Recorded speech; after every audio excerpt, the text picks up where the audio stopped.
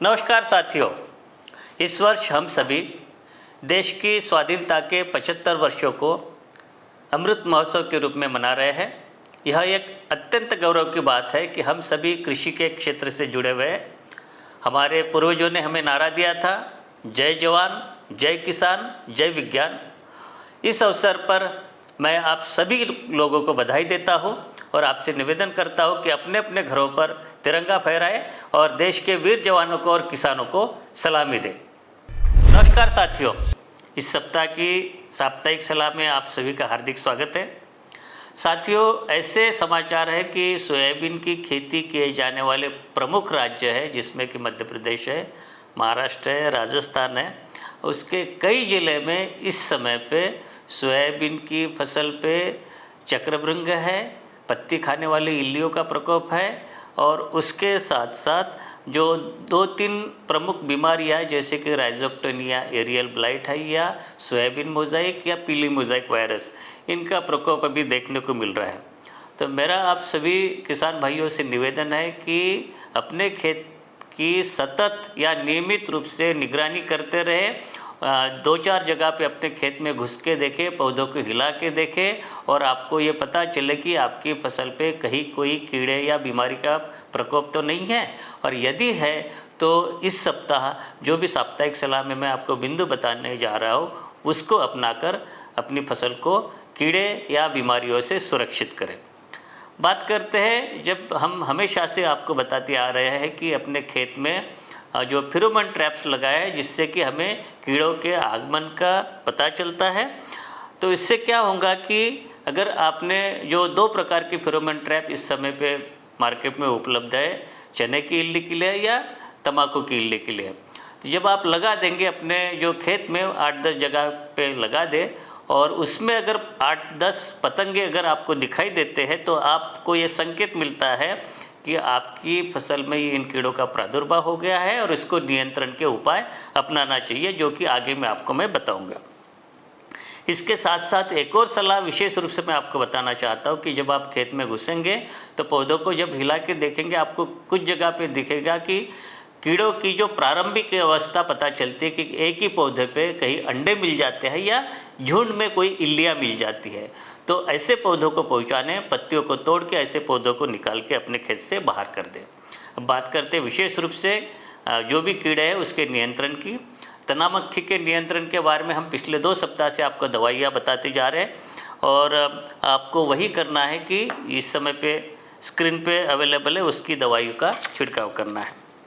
इसके साथ साथ चक्रभृंग जो कीड़ा है जिसको कि रिंग कटर कहते हैं या गर्डल बीटल कहते हैं, वो उसका प्रारंभिक प्रकोप कुछ क्षेत्रों में दिखाई गया है और इसका नियंत्रण तभी संभव होता है असरकारक रूप से जब इसकी प्रारंभिक अवस्था में आप इसको नियंत्रण के उपाय लें। तो इसके दवाइयों के नाम, रसायनों के नाम इस समय पे आपके स्क्रीन पे दिए जा रहे हैं, मात्रा भी दी जा रही है, लेकिन आपको यही करना है कि प्रारंभिक अवस्था में ही इसका छिड़काव करना है। साथ ही ऐसी जो पत्तियां है या पौधे का अफेक्टेड भाग है उसको तोड़ के अपने खेत से बाहर कर दें ताकि बीमारी को हम उसी जगह पे ख़त्म कर दें। किसान भाइयों, यदि आपके खेत में चक्रभृंग भी है और इसके साथ साथ पत्ती खाने वाली इल्लियाँ भी है जैसे कि चने की इल्ली है, तम्बाकू की इल्ली है या सेमीलुपुर इल्ली है, इनका एक साथ नियंत्रण करने के लिए इस समय पे आपके स्क्रीन पे जो कॉम्बिनेशन दवाइयाँ दी गई है उसका आप छिड़काव कर सकते हैं। और यदि चक्रभृंग तो नहीं है लेकिन पत्ती खाने वाली इल्लियाँ कोई भी इनमें से एक है तो इस समय पे आपके स्क्रीन पे जो 10-12 दवाइयों के नाम है उनमें से कोई एक ले लें और आपने अपने खेत पे छिड़काव कर लें।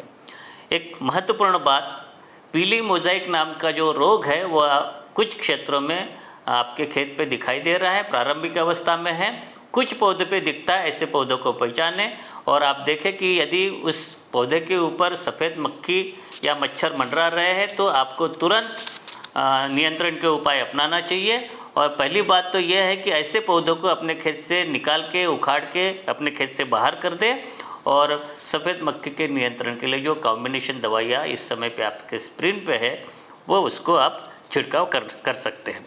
अगली बात, कुछ क्षेत्रों में राइजोक्टोनिया एरियल ब्लाइट का ये भी एक रोग है, इसका प्रकोप देखा गया है और इसके नियंत्रण के लिए हेक्साकोनाजोल, पायरोक्लोस्ट्रोबिन, टेबुकोनाजोल प्लस सल्फर या टेबुकोनाजोल, इनमें से कोई भी एक रसायन लेके अपने फसल पे आप छिड़काव कर लें। किसान भाइयों, इसके साथ साथ कुछ जैविक उपाय भी है, जैसे कि पत्ती खाने वाली इल्लियाँ है, सेमिलूपर है, तंबाकू की इल्ली है, इसके नियंत्रण के लिए बीटी फार्मुलेशन है, बैसिलस तुरंजिएंसिस या ब्यूवेरिया बेसियाना या न्यूमोरिया रिलेई 1 लीटर प्रति हेक्टर के हिसाब से अपने फसल पे आप छिड़काव कर सकते हैं। इनके साथ साथ अन्य भी कोई सुरक्षात्मक उपाय आपको अपनाने की सलाह है। अपने खेत में जगह जगह पे टी आकार के कुछ स्ट्रक्चर बनाएं या झाड़ियाँ लगाएं, ताकि पक्षी वहाँ पे आके बैठे और इल्लियों को इसके ऊपर फीड करें। किसान भाइयों, उन्हीं रसायनों का प्रयोग करें जो कि सोयाबीन की फसल के ऊपर अनुशंसित किए गए हैं। जो अनुशंसित नहीं है उसका प्रयोग नहीं करें, इससे कभी कभी नुकसान भी हो सकता है। आप जब छिड़काव करते हैं रसायनों का, उस समय पे पानी का मात्रा का विशेष ध्यान रखें। 450 लीटर प्रति हेक्टर नैपसैक स्प्रेयर से और 120 लीटर प्रति हेक्टर पावर स्प्रेयर से। और जब आप इन रसायनों का क्रय करते हैं मार्केट से, तो हमेशा विश्वसनीय दुकान से क्रय करें, अच्छी ब्रांड का लें और उसका बिल अवश्य लें, और ये भी देखें कि जो दवाई है उसको एक्सपायरी तिथि से अंदर की हो। तो किसान भाइयों, ये थी इस सप्ताह की साप्ताहिक सलाह। मिलते हैं अगले सप्ताह, तब तक के लिए आज्ञा दीजिए। नमस्कार।